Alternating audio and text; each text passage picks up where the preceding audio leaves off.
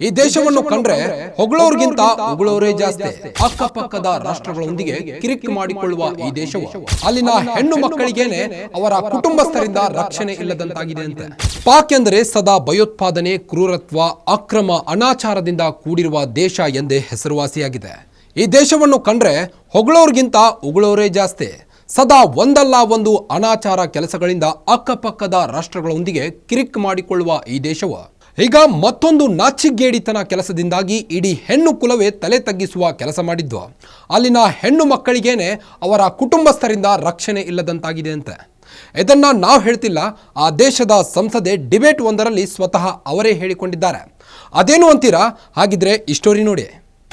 ಹೌದು ವೀಕ್ಷಕರೇ, ಪಾಕಿಸ್ತಾನದ ಸಂಸದೆ ಒಂದು ಅಚ್ಚರಿ ಹಾಗೂ ಇಡೀ ಪಾಕ್ ನಾಚಿಕೆ ಪಡುವ ದಾಖಲೆಯೊಂದನ್ನು ಟಿವಿ ಡಿಬೇಟ್ ಮೂಲಕ ಜನರ ಮುಂದೆ ಇಟ್ಟಿದ್ದಾರೆ.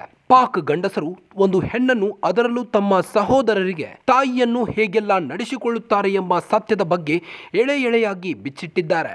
ಟಿವಿ ಡಿಬೇಟ್ನಲ್ಲಿ ಪಾಕ್ ಸಂಸದೆ ಇಟ್ಟಿರುವ ಈ ದಾಖಲೆಯ ಸತ್ಯಕ್ಕೆ ಸೋಷಿಯಲ್ ಮೀಡಿಯಾದಲ್ಲಿ ಪಾಕಿಸ್ತಾನದ ಬಗ್ಗೆ ಭಾರೀ ಆಕ್ರೋಶ ವ್ಯಕ್ತವಾಗಿದೆ.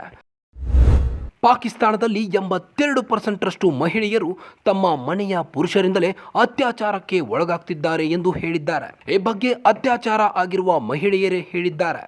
ಅವರ ತಂದೆ, ಸಹೋದರರು, ಅಜ್ಜ ಮತ್ತು ಚಿಕ್ಕಪ್ಪ ಇವರಿಂದಲೇ ನಾವು ಅತ್ಯಾಚಾರಕ್ಕೆ ಒಳಗಾಗಿದ್ದೇವೆ ಎಂದು ಹೇಳಿದ್ದಾರೆ. ವಾರ್ ಆನ್ ರೇಪ್ ಸಂಸ್ಥೆಯ ವರದಿಯನ್ನು ಸಂಸದೆ ಶಾಂದನಾ ಗುಲ್ಜಾರ್ ಖಾನ್ ಟಿವಿ ಶೋ ಒಂದರಲ್ಲಿ ಜನರ ಮುಂದೆ ಇಟ್ಟಿದ್ದಾರೆ.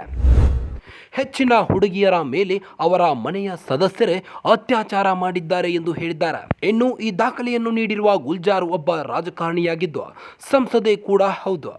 ಆಗಸ್ಟ್ 2018ರಿಂದ ಪಾಕಿಸ್ತಾನದ ರಾಷ್ಟ್ರೀಯ ಅಸೆಂಬ್ಲಿಯ ಸದಸ್ಯರಾಗಿದ್ದಾರೆ.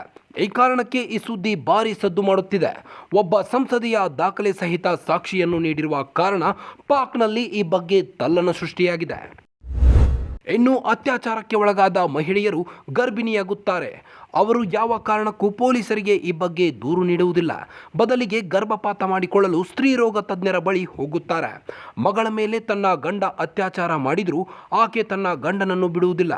ಈ ಕಾರಣಕ್ಕೆ ತಾಯಿ ತನ್ನ ಮಗಳ ಮೇಲೆ ಅತ್ಯಾಚಾರ ಆದರೂ ಅದನ್ನು ಪ್ರತಿಭಟಿಸುವುದಿಲ್ಲ, ಪೊಲೀಸರಿಗೆ ದೂರು ನೀಡುವುದಿಲ್ಲ. ಈ ಬಗ್ಗೆ ಪಾಕಿಸ್ತಾನದಲ್ಲಿ ಯಾರೊಬ್ಬರೂ ಮಾತನಾಡುವುದಿಲ್ಲ. ಅದಕ್ಕಾಗಿ ಪ್ರತಿಭಟಿಸಲು ಯಾರು ಮುಂದೆ ಬರುವುದಿಲ್ಲ. ಯಾಕೆಂದರೆ ಜೀವ ಭಯ ಎಂದು ಸಂಸದೆ ಹೇಳಿದ್ದಾರೆ. ಒಟ್ಟಿನಲ್ಲಿ ಅದೇನೇ ಆಗಲಿ, ಇಂತಹ ಹೇಯ ಕೃತ್ಯಗಳಿಗೆ ಕುಖ್ಯಾತಿ ಆಗಿರೋ ಪರಮ ಪಾಪಿ ಪಾಕಿಸ್ತಾನ ತನ್ನದೇ ಕುಟುಂಬದ ಹೆಣ್ಣಿನ ಮೇಲೆಯೂ ಮೃಗದಂತೆ ಎರಗುವ ಪೈಸಾಚಿಕ ಮನಸ್ಥಿತಿಯಿಂದ ಮತ್ತೊಮ್ಮೆ ಇಡೀ ವಿಶ್ವದ ಮುಂದೆ ಬೆತ್ತಲಾಗಿ ನಿಂತಿದೆ. ಎಷ್ಟು ಹೇಳಿದ್ರೂ ನಾಯಿ ಬಾಲ ಡೊಂಕು ಎನ್ನುವ ಹಾಗೆ Pakistan simply waste. Guarantee guarantee guarantee. ಇದು ಗ್ಯಾರಂಟಿ ನ್ಯೂಸ್. ಸುದ್ದಿ ಖಚಿತ, ನ್ಯಾಯ ನಿಶ್ಚಿತ. ಗ್ಯಾರಂಟಿ ನ್ಯೂಸ್, ಸುದ್ದಿ ಖಚಿತ, ನ್ಯಾಯ ನಿಶ್ಚಿತ.